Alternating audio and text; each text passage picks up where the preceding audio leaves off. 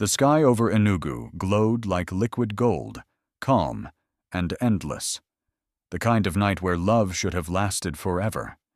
But beneath its beauty, something sacred was about to break. The wind carried the scent of rain, the crickets sang of peace, yet fate stood waiting in silence, ready to claim two hearts and rewrite their destinies. That night, the stars witnessed not romance, but the quiet birth of heartbreak. Amara sat beside Kelechi on the soft red earth near the riverbank, the moonlight tracing silver on their faces. The world around them was still, the air tender, and her heart foolishly believed that peace would last. She rested her palm on her belly, feeling the faint stirring of life within her, while Kelechi's gaze drifted beyond her, to the unseen world that called him.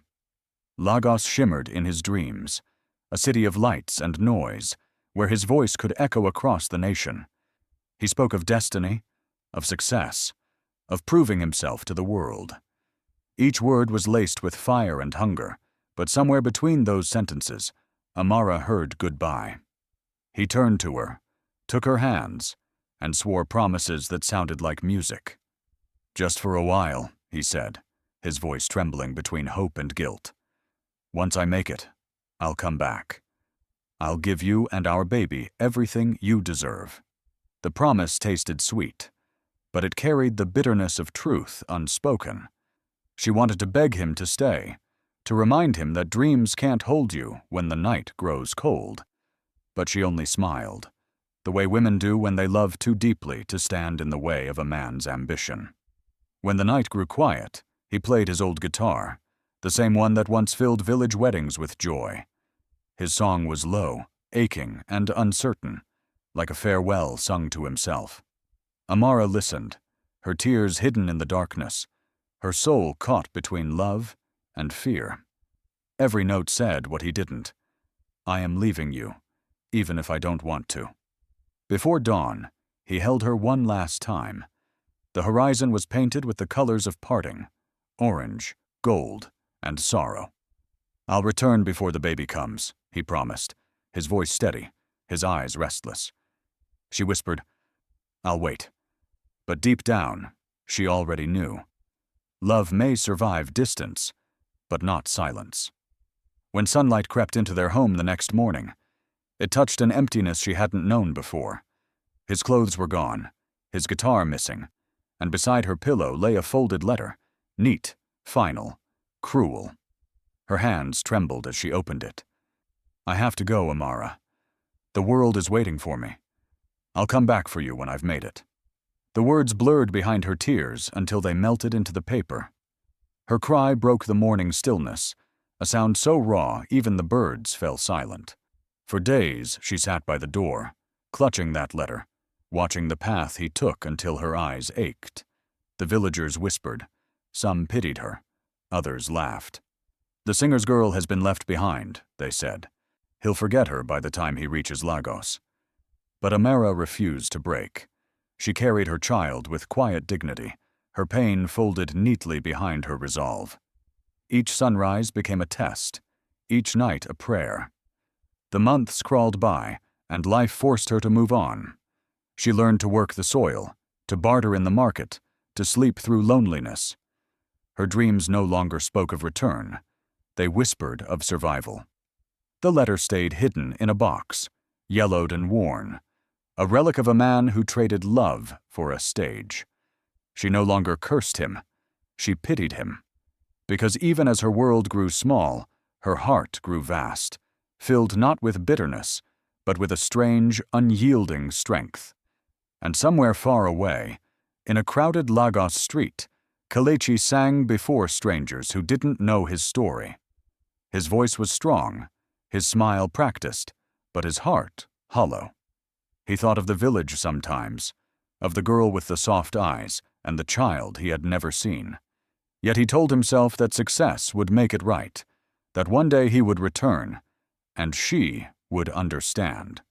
The moon rose over both of them that night, one chasing dreams, the other clinging to hope, unaware that destiny was already threading their paths back together in ways neither could imagine.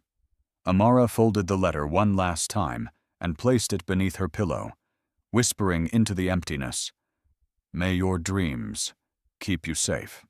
She didn't know that the very man who left her for fame would someday return, not as a hero, but as a dying man begging her for life.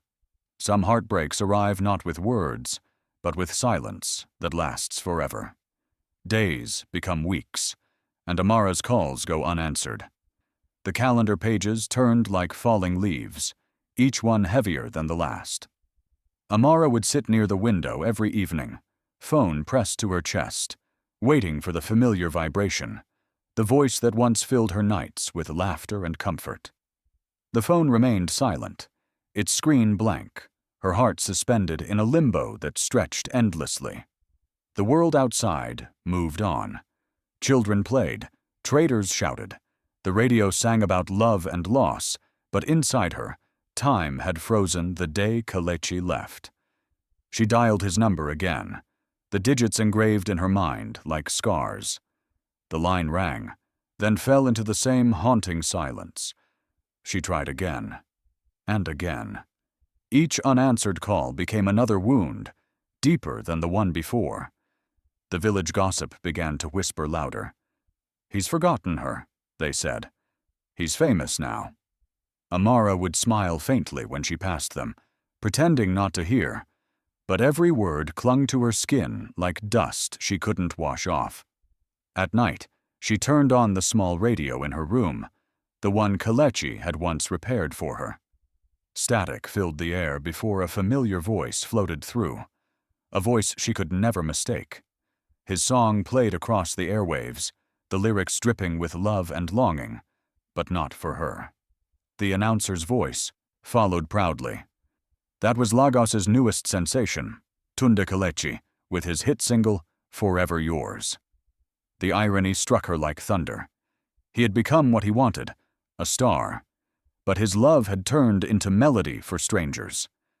Tears blurred her vision, and she turned off the radio. The silence that followed felt louder than the song.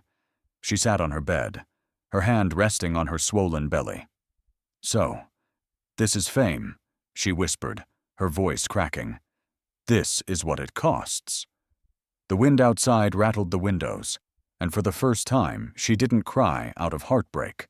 She cried out of exhaustion, the kind of pain that sits quietly inside you until it becomes part of who you are. Days slipped into months. The money Kelechi once sent through small envelopes stopped coming. Her parents, ashamed of the scandal, had turned cold. The villagers' pity turned to judgment, their stares sharp enough to wound. Still she carried on, washing clothes for neighbors, sewing late into the night, saving every coin to prepare for the baby's arrival. Hunger followed her like a shadow, but she refused to bend beneath it. When the first rains came, the streets flooded with the scent of wet earth. Amara stood in the doorway, her belly heavy, her eyes tracing the horizon. She wondered if Kelechi ever looked back, if the glittering lights of Lagos ever reminded him of her small kerosene lamp flickering in the night. Perhaps he had moved on, wrapped in fame, his laughter filling places where her name no longer existed. Still, she could not curse him. Love didn't turn to hate that easily. As her due date drew near, the contractions began. Sharp, unpredictable, relentless. The storm outside roared, lightning slicing through the sky as thunder rolled across the village. The midwife couldn't reach her. She was alone, breathing through the pain, clutching the edge of the table to keep herself from collapsing. Rain leaked through the roof, drenching the floor, as she knelt and cried out for strength. "Please, God," she whispered, "don't let me die like this." The storm answered with another flash of light. The child came into the world between thunderclaps, his cry cutting through the chaos like a promise. Amara collapsed to the floor, trembling, her breath ragged, her tears mixing with the rain. For a moment, everything stilled. No gossip, no heartbreak, no waiting. Only the sound of her child's voice, pure and new, echoing through the tiny room. She wrapped him in the old cloth she had sewn herself, the same one Kelechi once used as a stage curtain in their youth. The rain softened into a whisper, and she held her son close, his warmth steady against her chest. "Kamsi," she said softly, naming him with purpose. "God has consoled me." It was not just a name, it was a declaration, a refusal to let sorrow define her. Outside, the river overflowed, carrying away leaves, branches, and broken things. Inside, Amara rocked her child gently, her tears now silent, her eyes steady with quiet defiance. She no longer waited for the phone to ring. She no longer needed the voice that had once filled her dreams. In its absence, she found something stronger: resolve. The radio played faintly again, Kelechi's song drifting through the storm's aftermath. She didn't turn it off this time. She listened, but not for him. She listened for herself, for the strength that had carried her through the fire. The music no longer belonged to her past. It was just noise now. The silence that followed was her victory. That night, as the storm faded into dawn, Amara lay beside her son, her body weak but her spirit unbroken. She kissed his forehead and whispered, "You are my beginning, not my end." Lightning flickered once more outside, a final flash of fate reminding the heavens that somewhere far away, the man who had left her for the world was still unaware. His life's true song had just been born in the rain. Fame can't silence the ghosts that sing in the dark. Tunde's fame explodes across Africa. His songs, his face, his charm. Cameras love him. The world cheers him. Yet every applause sounds hollow. He spends nights surrounded by lights, but haunted by Amara's memory. Guilt whispers with every lyric he writes. He tries to forget, drowning in luxury and lies. The city that once frightened him had now become his kingdom. Lagos pulsed with his rhythm, billboards painted with his smile, clubs echoing with his voice. From Johannesburg to Nairobi, his name filled arenas. Journalists called him the golden voice of Africa. But when the lights went off and the crowd faded, the gold dulled into something empty. Each night, when he returned to his penthouse, the silence greeted him first. He poured himself a drink and stared out through glass walls at a skyline that glittered like temptation, asking himself what all of it truly meant. Success had come fast, almost too fast. The endorsements, the cars, the luxury homes, all lined up like trophies of a man who had conquered his destiny. Yet behind the fame, he carried a wound that no applause could heal. He told interviewers stories of his humble beginnings, careful never to mention the woman who had shared those beginnings with him. He hid her name beneath layers of laughter, brand deals, and rehearsed smiles. But memory has its own kind of persistence. It lives in the pauses between words, in the soft guilt that sneaks into a song. Every time he stepped on stage, he could feel her shadow behind the spotlights. It wasn't just nostalgia. It was remorse shaped like melody. During rehearsals, he would stop mid-song, his voice cracking on certain lyrics, the ones that sounded too much like promises he never kept. His team called it exhaustion. The media called it emotional depth. But deep down, he knew it was guilt. Fame had amplified everything in his life except peace. He filled his days with distractions, endless meetings, interviews, women whose names he couldn't remember. There was always someone to tell him he was brilliant, someone to flatter him into forgetting what he'd done. But even in crowded rooms, he often felt alone. When he smiled for the cameras, he caught glimpses of himself in the flash, the reflection in each lens revealing not joy, but fatigue. At night, he sat at his piano, composing songs he never released. They were slower, softer, sadder, pieces written for no one but himself. In one, he sang about a river in Enugu and a girl who used to believe in him. He stopped halfway through, staring at his trembling hands. The past wasn't gone. It was patient, and it was listening. There were nights when the guilt turned physical. He would wake up gasping, heart racing, as if chased by the echo of her voice. Sometimes he imagined Amara standing in the corner of his room, holding a child he'd never met. She didn't accuse him. She just watched, calm, distant, unflinching.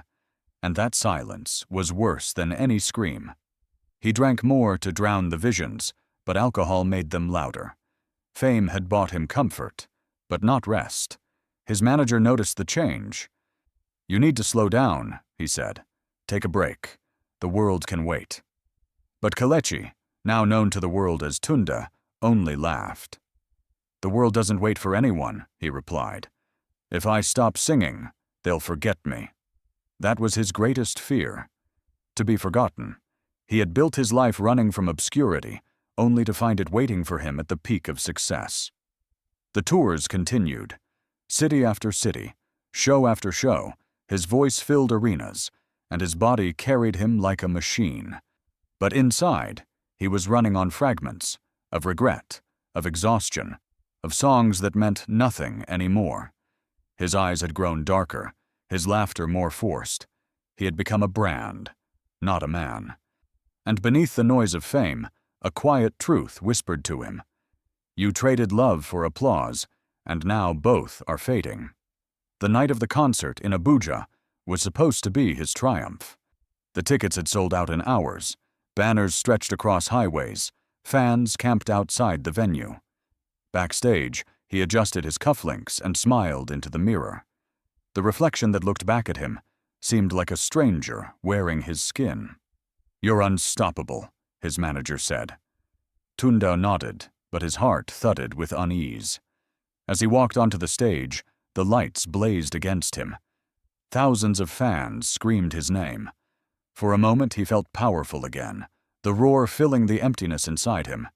He grabbed the microphone, and the band struck the opening chords.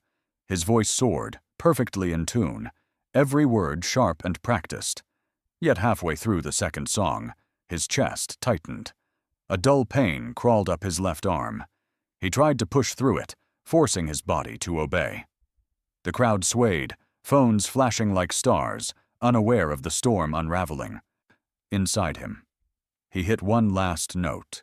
Too high, too long, and suddenly the world tilted. The microphone slipped from his hand, crashing against the floor. His knees buckled. The audience gasped as the music screeched to a halt. For a brief second, he saw blinding light, the kind that doesn't come from spotlights, but from something beyond. He collapsed, the cheers fading into screams, the stage spinning into darkness.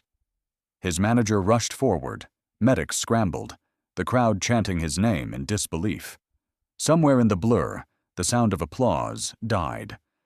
The concert ended in chaos. Outside, fans wept and prayed as paramedics fought to restart his heart.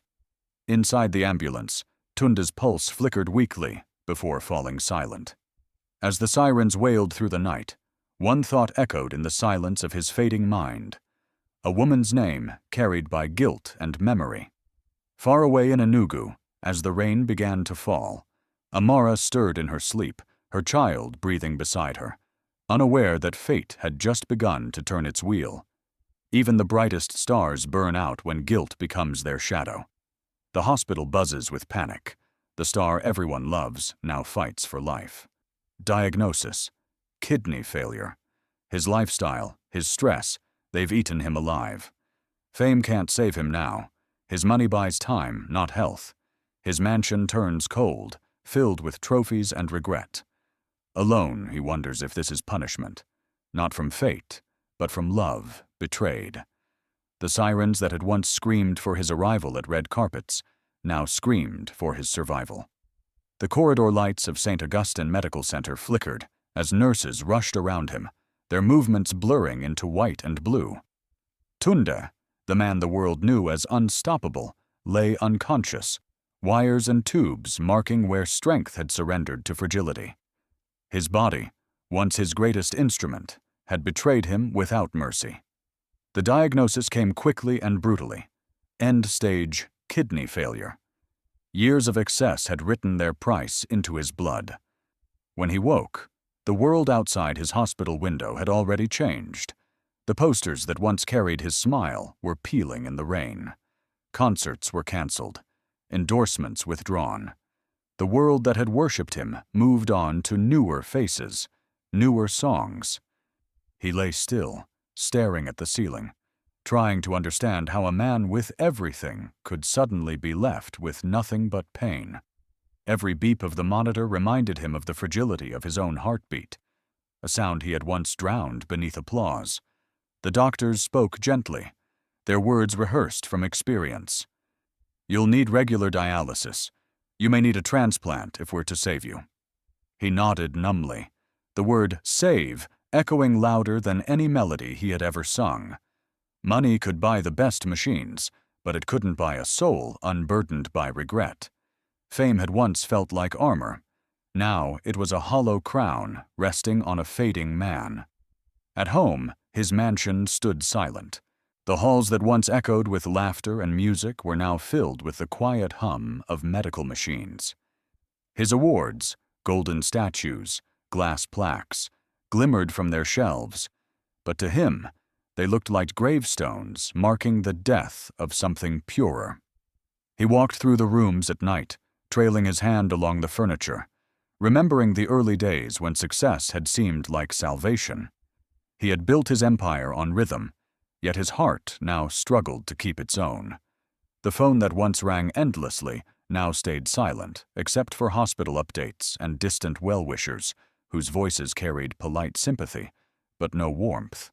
His entourage had thinned, his manager now speaking in terms of if instead of when. The parties were gone, the admirers absent.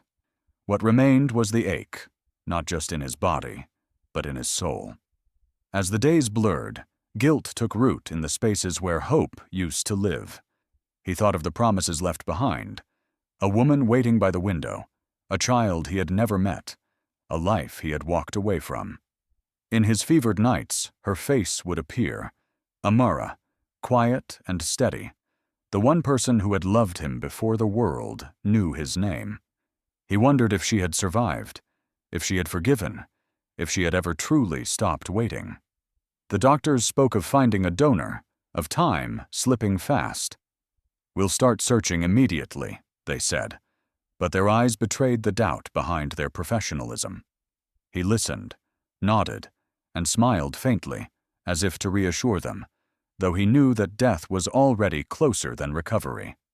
He began to write letters he never sent, apologies folded into music sheets, unfinished songs named after people he could no longer call. His nights became longer than his concerts ever were. Rain fell often that month, and with it came silence. The city that once sang his name now slept without him. He sat by the window in his hospital room, staring at the rain-streaked glass, watching each drop slide down like the years he had lost. It wasn't the sickness that hurt him the most. It was knowing that somewhere he had left behind something worth living for. Fame had given him everything, but it had stolen the one thing that could have saved him: peace. The nurses moved softly around him, respectful but distant. They had seen countless patients, men who had conquered the world, only to be conquered by their own choices. One evening, as the sun bled into the horizon, a young nurse entered his room holding an envelope. "A fan letter," she said with a polite smile, placing it on his bedside table. "They still write to you, sir." He nodded weakly, his eyes drifting toward it. Hours later, when the room had quieted and the night wrapped itself around the building, he opened the envelope with trembling hands. The handwriting was neat, careful, familiar in a way that made his chest tighten. The message inside was simple, a few lines of encouragement, no bitterness, no accusation. But at the bottom of the page, the signature shimmered through his tears. It read, "Amara." His pulse stumbled. For the first time in years, his breath caught not from illness, but from memory. The letter fell onto his lap as his hands shook. She was alive.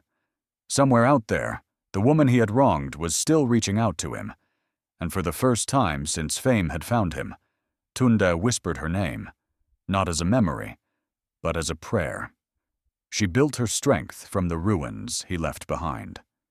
Far away in Enugu, Amara wears her nurse uniform with quiet pride. Her son Kamsi, now 16, plays the piano beautifully, the echo of a man he's never met. Amara's life is simple, honest, peaceful, until the past knocks again. She hears of Tunde's illness on TV. Her hands tremble, but her faith steadies her. "He's no longer my story," she says, yet her heart disagrees. Morning sunlight spilled across the small garden outside Amara's home, catching on the white fabric of her nurse uniform as she buttoned it carefully. The years had softened her features, but not her resolve. She carried herself with the calm dignity of a woman who had rebuilt her life, one quiet victory at a time. Her world was modest, but content. The hum of birds, the laughter of her patients, the melody of her son's piano filling the evenings with music that healed more than words ever could. Each note reminded her of the man who had given him life, and of the silence that had followed. Kamsi was growing into himself, tall and gentle, with eyes that mirrored his mother's strength. When his fingers touched the keys, the house came alive. The piano was second-hand, a gift from one of Amara's grateful patients, but it carried more warmth than any luxury instrument could.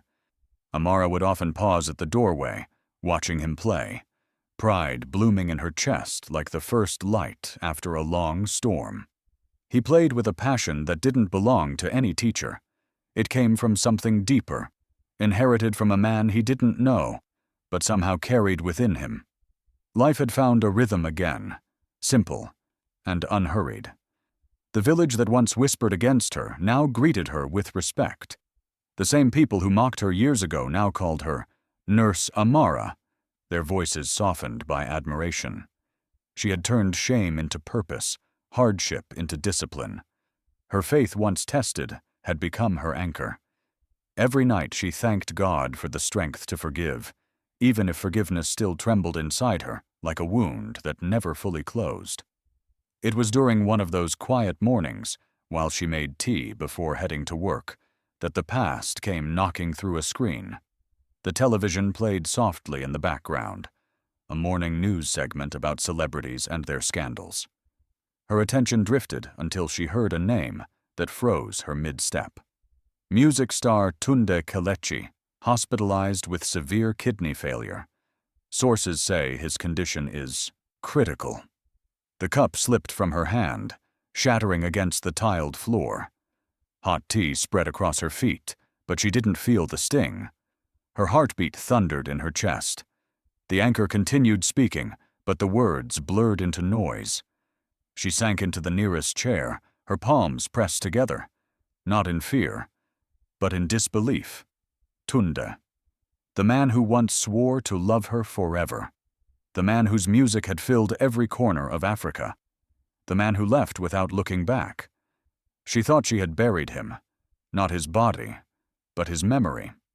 Yet hearing his name again, seeing his picture on the screen, frail, pale, unrecognizable, cracked something she thought was sealed. Her hands trembled, her breath uneven.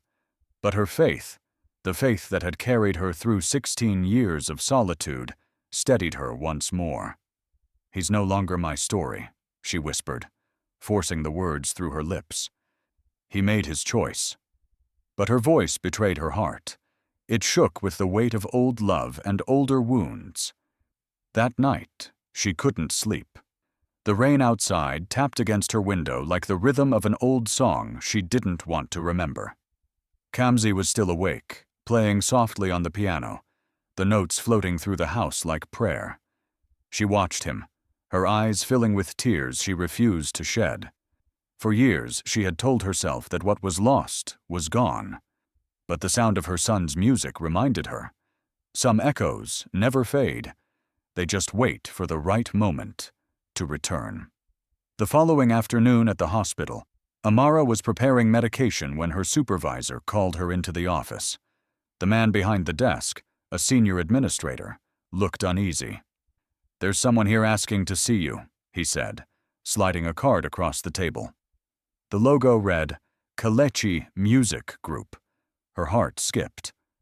"They said it's urgent," he continued. Something about a medical matter. She stared at the card for a long time, her fingers curling around it slowly. The world around her seemed to blur. Even the hum of hospital machines faded into silence. After 16 years, the life she had built on distance was collapsing under a single name. She took a deep breath, steadied herself, and looked up with quiet composure. "Tell them I'll meet them," she said, her voice low but firm. As she walked down the corridor, her footsteps echoed against the tiles, measured, calm, but heavy with the gravity of a destiny she had long avoided. The walls of the hospital felt narrower, the air heavier. With every step, her heart whispered the same question she didn't want answered. Why now? At the reception area, 2 men in black suits stood waiting beside a folder marked Medical Confidential. One of them rose as she approached, his expression solemn. "Mrs. Amara?" he asked. "We're here on behalf of Mr. Tunde Kelechi. He urgently requests your help." The words hung in the air like a verdict. She didn't respond, only gripped, the card tighter. Outside, thunder rolled across the sky, as if fate itself was reminding her, no matter how far you run, some stories find their way back. Sometimes, forgiveness begins where hatred refuses to end. The hospital corridor feels endless as Amara walks toward Tunde's ward. He lies pale, fragile, and ashamed, his eyes full of years he can't undo. For a moment, time stops. 2 souls finally meet where pain began. "Amara," he whispers weakly. "I'm sorry. I need your help." She turns away. Her silence is louder than his apology. The corridor stretched before her like a memory she had tried to forget. Each step Amara took echoed softly against the polished floor, her heartbeat matching its rhythm. The fluorescent lights overhead hummed faintly, indifferent witnesses to the quiet storm inside her. The nurse at the desk pointed her toward the room at the far end. Room 312. She didn't need to look at the chart to know his name would be there. For 16 years, she had buried it beneath duty, prayer, and motherhood. Yet, as she approached the door, that name rose again, sharp and familiar, Tunde Kelechi. Through the glass panel, she saw him before he saw her. The man the world once celebrated now looked small beneath the weight of his own frailty. Tubes and wires traced over his body like lines of regret. His skin, once radiant with confidence, had lost its color. The once defiant eyes that charmed millions were now dim, filled with something she had never seen in him before. Surrender. For a long moment, she stood frozen in the doorway, hands clenched, breath shallow. The air between them was thick with memories. A letter folded on a table, a bed gone cold, a love that had burned itself out before dawn. She had imagined this encounter 1,000 different ways, with anger, with accusation, with tears. But now, faced with the fragile truth of him, all she felt was a strange, heavy stillness. Tunde stirred, sensing her presence. Slowly, his gaze lifted, searching the room until it found her.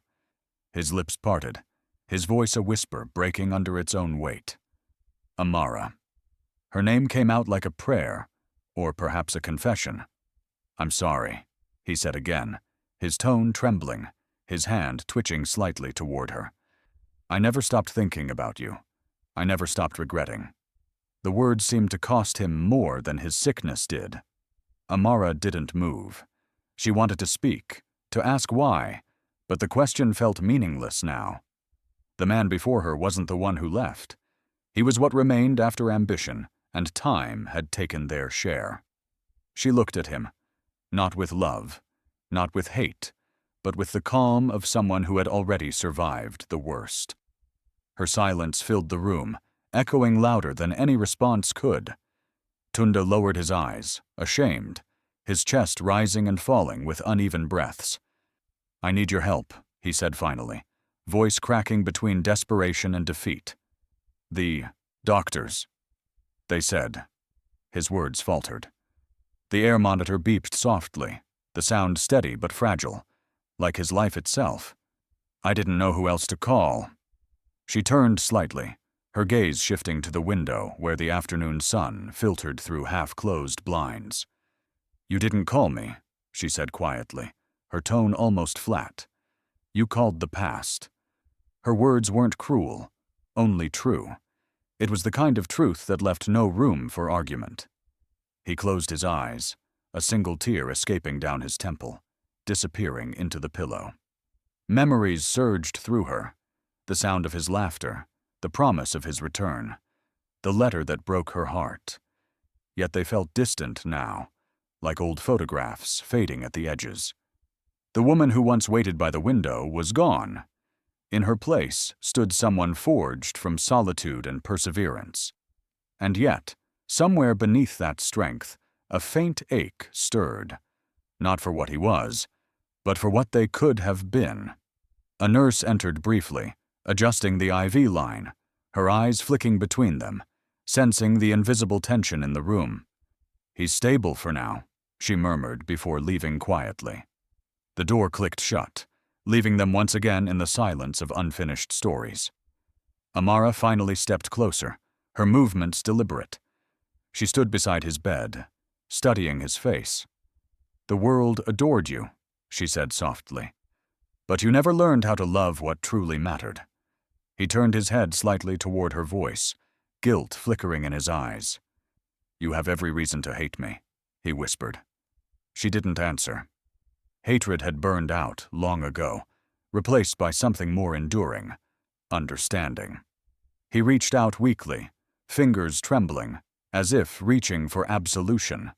For a moment, she almost took his hand, then stopped herself. Some bridges are not rebuilt by touch, but by time. She turned toward the window again, blinking back the emotion that threatened to surface. Rest, Tunda, she said, her voice steady. You need strength more than you need words. He nodded faintly, closing his eyes, his breath shallow but peaceful. She stood for a moment longer, then turned toward the door. As her hand touched the handle, it opened slightly from the other side. A doctor stepped in, a young man with kind eyes and the clinical calm of someone trained to deliver hard truths. Mrs. Amara, he said gently. Could I speak with you? She followed him into the hallway. The air felt colder out there, sharper somehow. The doctor hesitated, as if measuring his words. We've run every test, he began carefully. We've identified one possible match for a kidney transplant. He paused, meeting her gaze. It's you. For a moment she didn't speak. The hum of machines, the distant footsteps of nurses, the murmur of other patients, all faded into a single pulse of disbelief. Me? She asked quietly. He nodded. If you agree to donate, we can save him. If not, his voice trailed off. He didn't need to finish the sentence. Amara turned toward the room again, her heart caught between reason and compassion. The man who once walked away from her now lay helpless, his life resting in her hands. The irony was divine, the timing cruel. As she stood by the door, the weight of fate pressed down on her shoulders. Inside, Tunde slept, unaware of the decision that would soon determine his survival. The doctor's words echoed in her mind. You're the only compatible donor who can save him. She exhaled slowly, the past and present colliding in one impossible truth. The life she once created with love might now be the same life she'd have to give to save. Forgiveness doesn't erase pain. It transforms it. Amara spends sleepless nights wrestling with her heart. Could she save the man who left her to suffer? Kamsi notices her tears and asks, Mama, what's wrong? She smiles weakly and says, Nothing, my son. In church, she prays not for revenge, but for the courage to let go. That night, Enugu's sky was restless, clouds drifting low, heavy with unshed rain. Inside her small room, Amara sat by the window, the glow of a single lamp touching her face. The hospital forms lay on the table beside her, the words blurring no matter how long she stared at them. Organ donor consent form. Each line felt heavier than ink. Her heartbeat seemed to echo in the quiet, loud and unrelenting, like a drum marking the rhythm of a decision she didn't want to make. Her thoughts circled the same painful loop. Why him? Why now? 16 years of silence, and suddenly the man who abandoned her needed her blood, her flesh, her mercy. The irony was cruel, yet divine. She had prayed many nights to forget, and perhaps God had listened, but now he was testing whether forgetting was enough without forgiving. Kamsi's soft footsteps broke her thoughts. He stood by the doorway, his eyes full of quiet curiosity. "Mama," he said gently, "you haven't slept." She turned to him with a weary smile, brushing at her tears before he could see too much. "It's nothing, my son," she whispered, her voice calm, though her soul was anything but.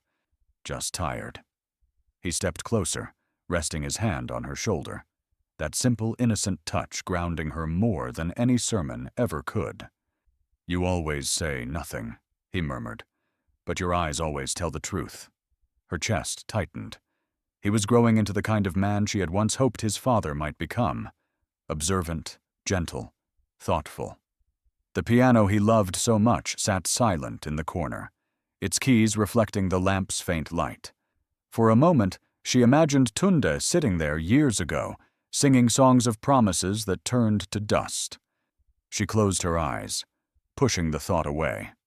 When Kamsi went back to bed, she looked once more at the forms. The pen lay beside them, untouched.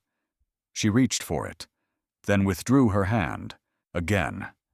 Every part of her reason said no. He had chosen his path, left her to raise a child, alone, and now wanted a piece of her to live. But beneath the anger, beneath the exhaustion, a voice whispered, "Mercy is not weakness." She rose from her chair, slipping on her shawl, and walked outside into the cool night air. The road to the church was empty, lined with silent trees and the hum of distant insects. The chapel stood small and dimly lit, its doors unlocked as always. She entered quietly, the wooden pews creaking under her weight. The cross above the altar caught the moonlight through the window, the figure on it casting long shadows on the floor. She knelt there for a long time, her hands clasped, her tears falling silently. "Lord," she whispered, her voice trembling, "I don't understand this. You saw how he left me. You saw how hard it was. But if this is the road you've chosen, give me the strength to walk it. Not because he deserves it, but because I want peace." The silence that followed felt like an answer. Not loud, not clear, but enough. It wasn't a demand for forgiveness. It was a permission to release what had already burned too long inside her. By dawn, the rain finally came. The sound was soft, cleansing, steady. She returned home soaked but calm, her body tired, yet her mind strangely light. Kamsi was awake, sitting by the piano, fingers brushing the keys absent-mindedly. "You went to pray?" he asked. She nodded, smiling faintly. "Prayer is how we find courage to do what feels impossible." He looked at her curiously, as though he sensed something had changed. Later that morning, Amara dressed in her nurse's uniform, her reflection in the mirror composed, serene, unflinching. She tied her scarf neatly, tucked the hospital papers into her bag, and walked toward the clinic with the certainty of someone who had already made her choice. Every step carried the weight of the past, yet her heart beat not in sorrow, but in surrender. At the hospital, the halls were busy, filled with the sound of footsteps, murmurs, and the faint smell of antiseptic. The administrator greeted her respectfully, his expression cautious. "Mrs. Amara, are you certain?" he asked quietly, handing her a pen. She hesitated only a moment before nodding. "I'm sure." Her hand moved slowly across the paper, the signature flowing steady and deliberate. Amara Ease. The room felt silent afterward, as though even the air held its breath. She placed the pen down gently, her hand trembling only slightly. "There's one condition," she said firmly, her tone leaving no room for argument. The administrator looked up, puzzled. "What is it?" "He must never know who it was," she said. "If this is to be done, he'll live without that knowledge. Let him think it came from Grace, not from me." The man nodded slowly, understanding the weight of her words. "We'll honor your request." She turned to leave, pausing briefly at the doorway. Her eyes met the morning sun filtering through the hospital windows, and for the first time in years, she smiled. Not from joy, but from the peace that follows acceptance. Some wounds don't close because they must remain open enough to let mercy through. Outside, the city stirred awake, unaware that history had just shifted. In a quiet office, a form lay signed, a life given without acknowledgement, an act of grace wrapped in secrecy. As Amara stepped into the daylight, the burden she had carried for 16 years seemed to lift from her shoulders. The decision was final. Somewhere in another room, Tunde slept, oblivious that his salvation had already been sealed by the very woman whose heart he once broke. Some acts of love are too silent for the world to hear. The surgery begins. The world outside moves on, unaware of the miracle unfolding. Hours blur into fear and hope. When Tunde wakes, the doctor tells him, "A stranger gave you a new chance at life." Tears flood his eyes.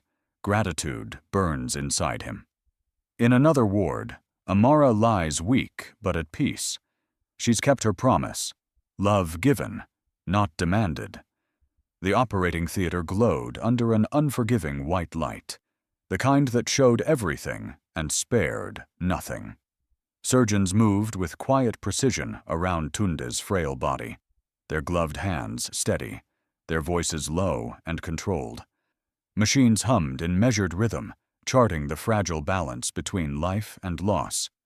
Beyond the sterile doors, the city pulsed with its usual noise, traffic, vendors, distant music, unaware that within these walls, a man was being returned from the edge by a sacrifice he would never fully understand. Time inside the room did not move like time outside. It thickened, stretched, and held its breath. In another operating room down the hall, Amara lay still beneath the same harsh lights. Drapes covered her, her face calm, her body surrendering what it could afford to give. The anesthetist monitored her closely while the surgical team worked in measured silence. There was no camera here, no public, no fame, no audience. Only an unspoken story passing from one life into another. This was not the love of romantic promises or dramatic words. This was the quieter, rarer kind, the kind that chooses mercy over memory and grace over justice. The hours slipped into each other until no one could quite say when morning turned to afternoon.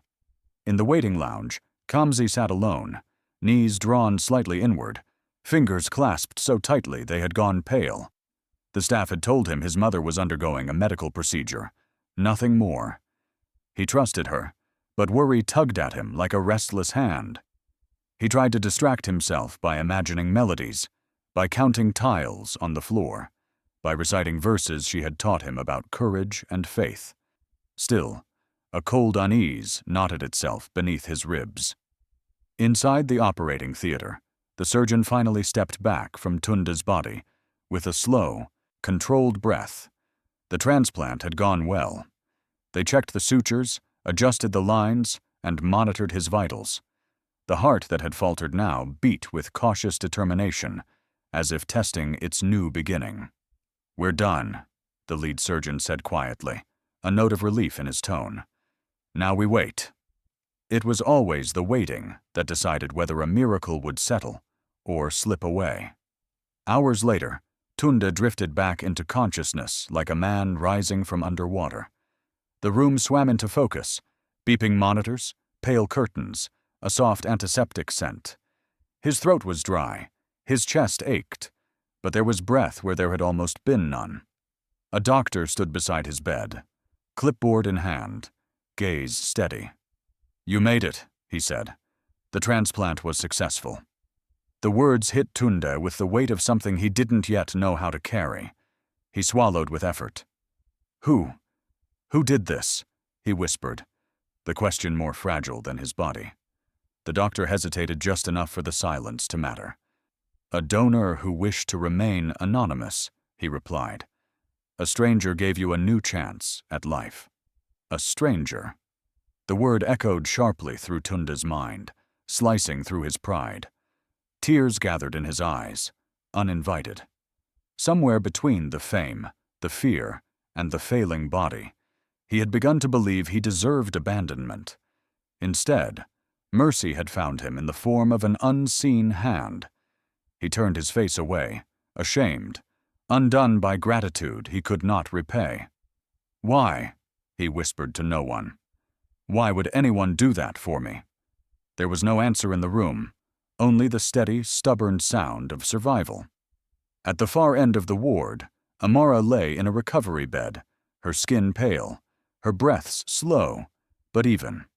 The surgery had exhausted her, yet there was a deep stillness in her expression, not emptiness, but completion. She had chosen her path and walked it without spectacle or demand.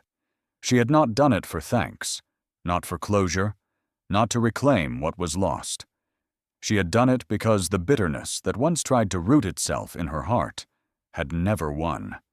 This, she knew, was her quiet victory. A nurse adjusted her IV, checking her pulse with gentle hands. "She's stable," the nurse whispered to a colleague. "Stronger than she looks." The words floated past Kamsi as he approached the door. Worry etched across his face, clutching his backpack strap like an anchor. He paused just outside the ward, unnoticed for a moment, as the two nurses continued their hushed conversation near the desk. "She was his match," one said softly. "Can you imagine? After all those years." "The donor?" the other replied. "You mean she knew him?" The first nurse nodded, lowering her voice. "They say she's the patient's old lover, the one he left behind." The words struck Kamsi like a hidden chord, sharp and dissonant. Old lover. Left behind. He stood frozen in the hallway, his heart pounding as pieces of a truth he'd never been told began quietly shifting into place. Through the narrow glass, he looked at his mother sleeping, fragile yet radiant in her sacrifice, and felt the ground beneath his certainty begin to move. Somewhere else in the same building, the man whose name he didn't know now lived because of her. And for the first time, Kamsi understood. Whatever story he'd been given was not the whole story, at all. Destiny always finds its way home, even through generations. Kamsi can't bear the truth alone. He travels to Lagos, searching for the man who doesn't know he's his son. At a concert, he watches Tunde perform, strong again, but unaware of his miracle. After the show, Kamsi approaches him backstage. "Sir," he says, "do you believe in second chances?" Tunde smiles kindly. "I do, son." The city unfolded before Kamsi like a fever dream. Crowded streets humming with engines, bright screens flashing faces, a skyline pulsing with ambition. He had never been to Lagos before, but the moment he stepped off the bus, he felt an eerie familiarity. Maybe it was the sound of music spilling from bars. Maybe it was destiny whispering beneath the noise. For weeks he had carried the secret in silence, the knowledge that the man whose songs once echoed through his village, the man whose name filled television screens, was more than a celebrity. He was his father. Amara's recovery had been slow but steady. She never told Kamsi the truth herself. He had learned it by accident, a piece of overheard conversation that refused to leave him. At first he wanted to deny it, to pretend he had heard wrong. But then he looked at his reflection, at his face, his mannerisms, his gift for music, and he knew. The realization had broken something inside him, not from anger, but from the sheer weight of belonging to someone who had never known he existed. When he left for Lagos, he didn't tell his mother. He packed a small bag, took the little money he had saved from tutoring lessons, and boarded a night bus. The hum of the engine lulled him into uneasy dreams where he saw her face, peaceful and tired, and the face of a man he had only seen on screens. He didn't know what he would say, or what he hoped to find. All he knew was that some truths were too heavy to carry alone. The concert hall was already filling when he arrived. A sea of people buzzing with excitement, neon lights dancing across their faces. Posters of Tunde hung everywhere, his new tour branded Rebirth. Kamsi slipped through the crowd, his heart pounding as the music began. When Tunde stepped onto the stage, the audience erupted. The man before them was radiant, healthier, alive, his voice booming with the same strength that had once conquered Africa. Only Kamsi saw what others missed. Behind that light was the shadow of a man who had been saved. Tunde sang like a man reborn, his performance raw and powerful, each lyric soaked in gratitude and redemption. The songs were about forgiveness, about unseen hands and love that never dies. Kamsi stood near the barricade, staring up at him, realizing he wasn't angry. He was simply witnessing the other half of himself, the echo of his own blood moving across a stage, unaware that destiny was sitting just a few rows away. After the final encore, the crowd roared as Tunde bowed deeply. "Thank you," he said into the microphone, his voice catching, "for reminding me that every fall can still lead to a song." The applause thundered, and Kamsi felt something shift inside him. Pride, sorrow, love, all tangled into one impossible emotion. He waited until the crowd began to thin before slipping toward the backstage exit, his palms damp, his thoughts colliding with each step. A guard stopped him at the door, but a young stage assistant recognized him from earlier when he'd helped pick up fallen equipment outside the venue. "Let him in," she said kindly. "He's with the volunteers." Inside, the air was thick with sweat, perfume, and the faint vibration of fading sound. Crew members moved quickly, packing instruments, cables, and lights. And there, at the far end of the corridor, Tunde stood alone, a towel draped around his neck, his expression softened by exhaustion, and something else. Humility. Kamsi hesitated.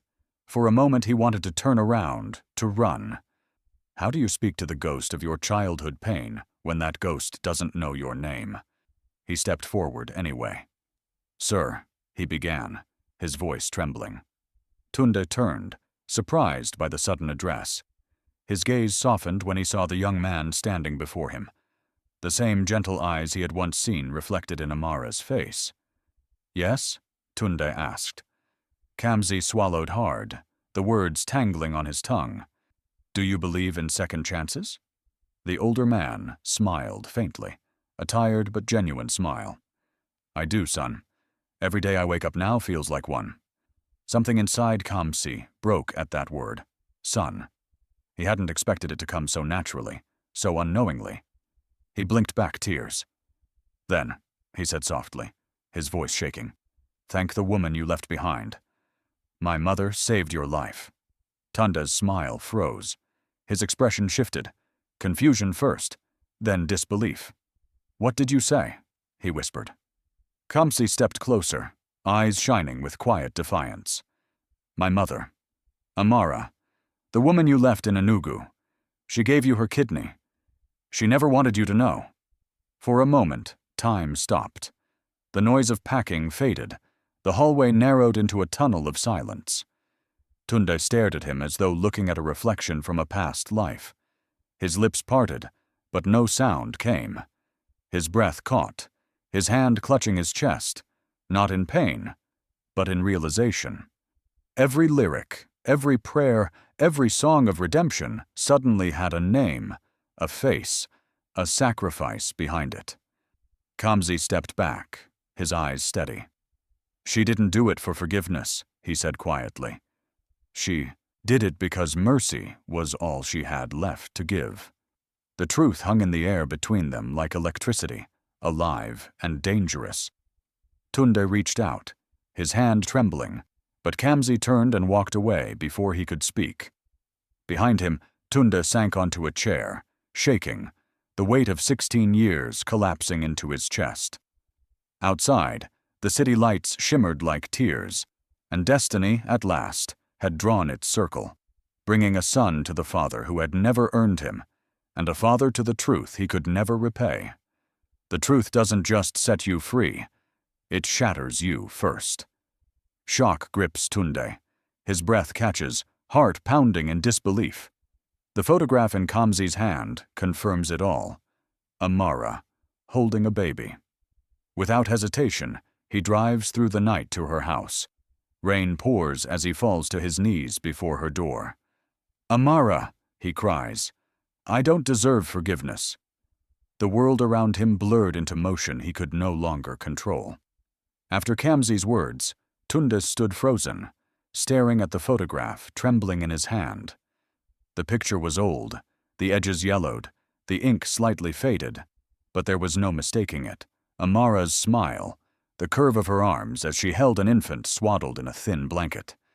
He traced the image with shaking fingers, his vision clouding as the years he had tried to forget came rushing back, crushing the fragile shell of pride he had lived behind. Kamsi had already gone, leaving behind a silence that thundered louder than applause. Tunde sat in that silence long after the crew had left, the backstage lights dimming around him.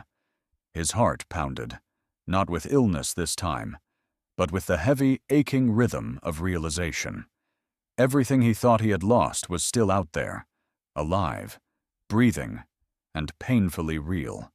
And he had never once gone looking for it. By the time he stumbled into his car, Lagos had turned into a blur of rain-soaked streets and flashing headlights. He didn't think, he simply drove, through the night, through the downpour, through every memory that cut into him like glass. He replayed Kamsi's voice over and over. She didn't do it for forgiveness. She did it because mercy was all she had left to give. The words gnawed at him, each one a wound. The wipers smeared water across the windshield, as if even the car couldn't see clearly what redemption looked like. Hours passed before the road narrowed into the familiar quiet of Enugu's outskirts. The same roads he had once left behind now led him back, but not as a star, as a man stripped bare. The house appeared at the end of the street, its porch light faint in the storm. He stopped the car, his hands gripping the steering wheel, unable to breathe. He remembered this doorway, the night he had walked away from it, the echo of his own footsteps fading into a promise he never kept. Rain drenched him the moment he stepped out. He barely felt it. He walked up the path, heart pounding, mud clinging to his shoes. When he reached her door, he hesitated only long enough to realize he had no right to knock, then did it anyway. The sound echoed against the rain. There was movement inside, the faint sound of footsteps. Then the door opened. Amara stood there, framed by the dim light of the living room, wrapped in a simple shawl, her face older but still carrying the quiet grace that had once undone him. For a heartbeat, neither spoke. The rain filled the silence between them. Then he fell to his knees, the photograph still crushed in his hand. "Amara," he choked, his voice breaking. "I don't deserve forgiveness."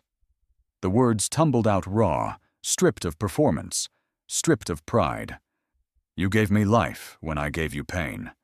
You should have let me die."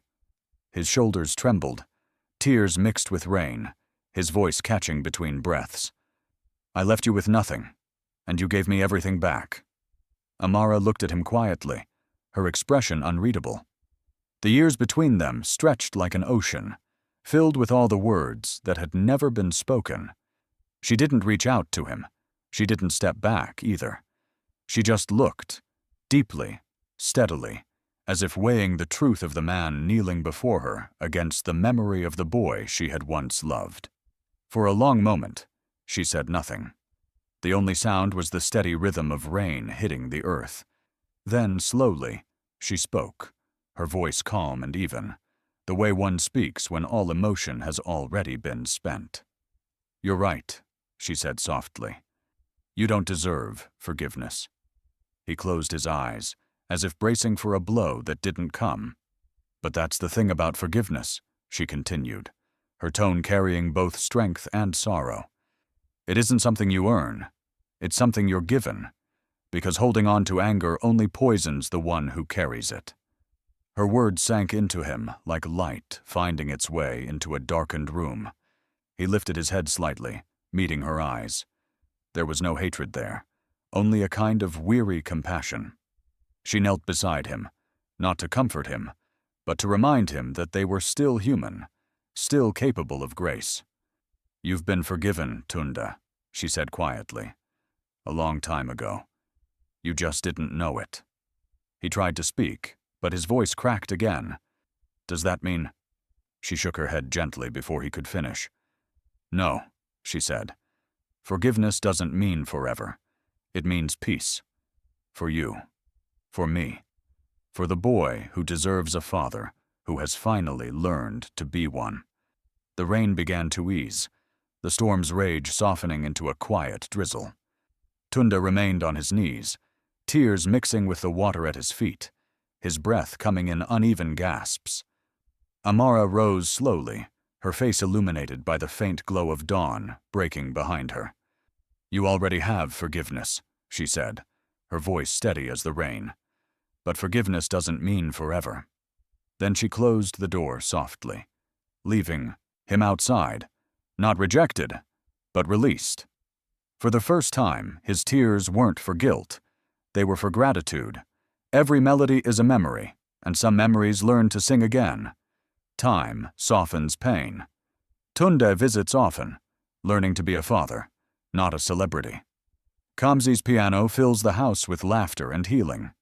Amara watches quietly, her heart torn between past wounds and present peace. Slowly, forgiveness turns into friendship, and broken pieces form something new. Days turned into weeks, and the storms that once lived between them began to fade into a gentler kind of weather. Tunda returned often, not in grand gestures or public apologies, but in quiet visits filled with humility. He came without cameras, without his entourage, without the armor of fame. For the first time in decades, he learned to simply knock, to wait, and to listen. Each visit was an act of unspoken penance, and each shared silence became its own small redemption. Kamsi was the bridge that neither of them had known they still needed. The boy's music had become the pulse of their home, steady, healing, alive. Every evening, the piano sang in warm tones, sometimes soft as a prayer, sometimes bright as laughter. It was there, in those moments, that the house began to feel whole again. The notes filled the gaps. Words couldn't. When Tunda sat beside Kamsi, guiding his fingers across the keys, he wasn't a star reclaiming lost time. He was a father learning how to love without condition. Amara often watched them from the kitchen doorway, her eyes soft but thoughtful. She had not forgotten the past, the empty nights, the years of struggle, the loneliness, but she no longer lived inside it. Time, she had learned, doesn't erase pain. It gives you room to carry it differently. Watching Tunda and Kamsi play together stirred something bittersweet in her. Pride, peace, and the faint ache of what could never be undone. But even in that ache, there was grace.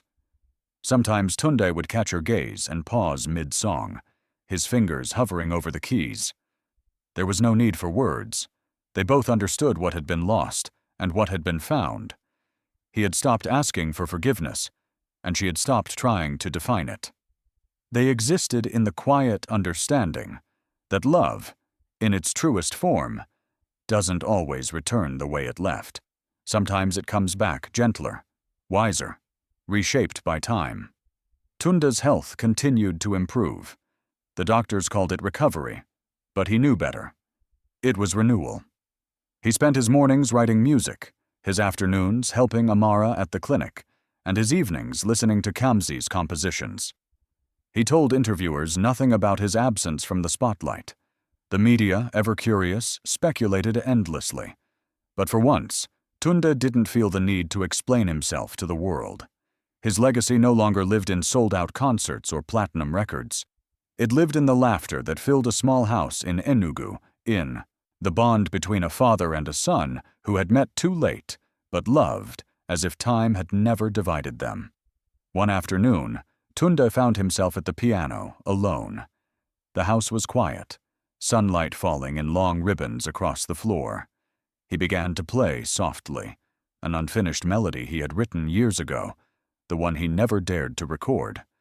The notes wove through the air like threads of memory, tender and unhurried. Amara entered silently, listening from the doorway. When the last note faded, she said quietly, "You never finished that song." He looked up, smiling faintly. "I couldn't," he replied. "It never had an ending." "Maybe it doesn't need one," she said. "Some stories are meant to keep playing." Her words stayed with him. A week later, an idea began to form. A concert, not for fame, not for profit, but for purpose. A charity performance to raise funds for the hospital's transplant program. When he told Amara, she hesitated, but eventually agreed. "If it helps others find the strength we did," she said, "then play." The night of the concert was clear and calm, the air carrying the hum of anticipation. The hall wasn't enormous, but it was full. Doctors, nurses, patients, and neighbors who had followed Amara's story quietly over the years. The lights dimmed, and Tunde stepped onto the stage with a calm that was new to him. No fear, no hunger, just gratitude. He spoke briefly, his voice steady but thick with emotion. "This isn't a concert," he said. "It's a thank you, to life, to grace, and to the unseen hands that hold us when we fall." The audience fell silent as he began to play. Each note was deliberate, each chord carrying the weight of memory and redemption. Midway through the performance, he paused and looked toward the wings. "There's someone I want to share this stage with," he said. "A young man whose heart has taught me what it means to start over." Kamsi stepped out, his expression both shy and proud. The applause swelled, warm and unforced. The two sat side by side at the piano, their fingers meeting over the keys, the harmony seamless, father and son, divided by time but united in song. The melody rose like prayer, filling the room with the sound of grace reborn. As the final notes faded, Tunde turned toward the microphone, his voice trembling. "This song," he said, "is for the woman who gave me life, twice." The crowd rose to its feet in applause, but Tunde wasn't looking at them. His eyes searched the front row, where Amara sat motionless, tears glistening in the soft light. She didn't stand, didn't wave, only smiled. A quiet, knowing smile that said everything words never could. For the first time, Tunde realized that redemption wasn't about being loved again. It was about learning to love rightly, finally, at last. Love, when purified by pain, becomes grace. Years later, Tunde opens a foundation for single mothers and abandoned children in Amara's honor. His final song, "Grace Found Me," becomes a national anthem of redemption. Amara, older and peaceful, watches from the audience, tears glistening, heart full. Beside her, Kamsi smiles, proud of the parents' fate once torn apart. Time had a way of softening what once seemed unyielding. The wounds that had shaped their youth became the very lines of wisdom carved into their later years. Tunde no longer lived for applause or spotlight. His fame had ripened into purpose. The man who once sought the world's approval now sought only to give back to the world that had watched him fall and rise again. His life, once a melody of ambition and regret, had become a hymn of restoration. The Amara Foundation stood tall on the outskirts of Lagos, not a monument of wealth, but of grace. It housed single mothers who had been abandoned, children who had known loss before love, and young musicians searching for their voice. Every corridor carried stories like Amara's, stories of courage in the face of betrayal, of survival stitched from pain. The building bore her name, etched in bronze above the entrance. "Because love that forgives never dies." Tunde visited often, walking through the halls with quiet reverence. He had turned his suffering into service, his guilt into gratitude. The mothers greeted him with warmth, the children with laughter, their songs echoing through the courtyard. He had found a peace he never thought possible, not in the spotlight, but in the quiet places where love had learned to heal. Music was still his language, but it had changed its tone.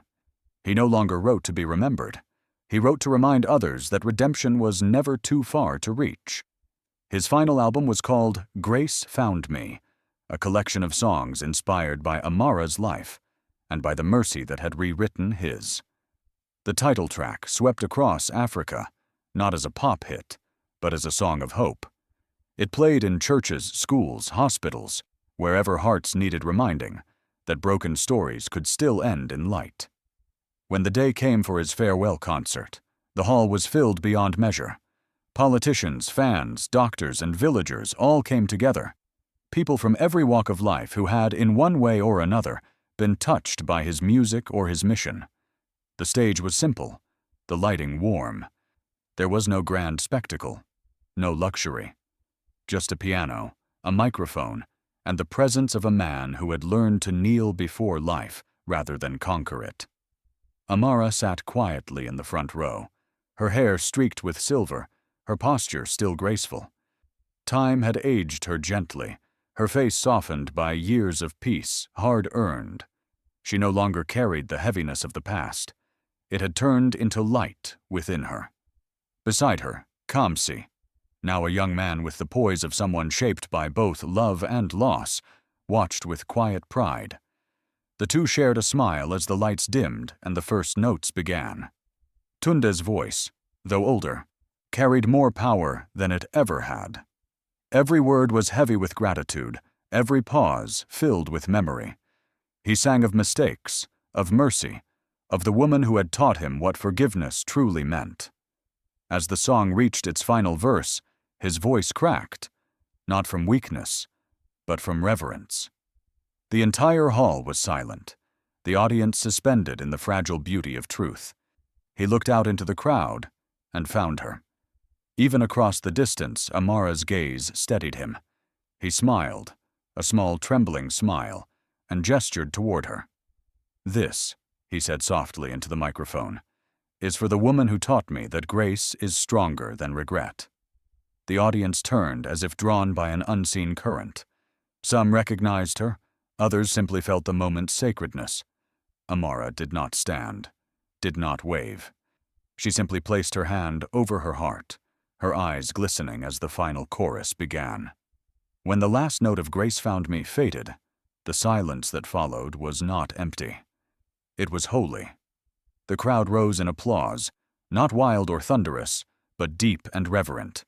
An ovation born not of admiration, but of understanding. Tunde closed his eyes, letting the sound wash over him, tears tracing slow paths down his cheeks. He had been forgiven. He had been found. As the lights dimmed and the applause softened, Amara turned to Kamsi. The young man's eyes shone with pride and emotion, his hands clasped tightly as if holding the moment itself. She leaned closer, her voice barely above a whisper, yet clear enough to carry the weight of everything they had lived through. "Even the ones who hurt us," she said gently, her eyes still fixed on the stage, "can become the reason we live again." The piano's echo lingered in the air like the afterglow of grace. Proof that some songs never truly end. They just find new hearts to play in. If this story touched your heart, don't just scroll away. Share it with someone who believes in second chances. Subscribe for more untold stories of love, loss, and redemption. Your one click helps these voices echo farther, carrying grace where silence once lived. Stay till the next story, because sometimes the next tale holds the answer your heart has been waiting for.